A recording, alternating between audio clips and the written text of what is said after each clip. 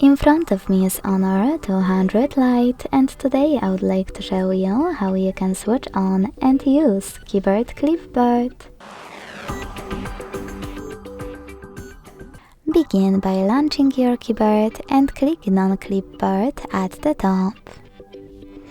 Then read all of those disclaimers and instructions, and when you're ready, go back to standard keyboard thanks to this icon at the top left corner.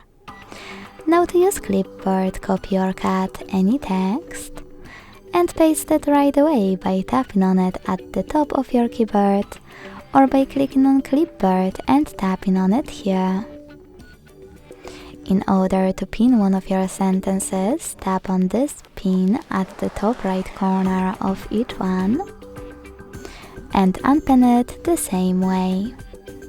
To delete it though, just swipe it to the left. Thanks so much for watching. If you enjoyed this video, leave a like, comment and subscribe. Bye!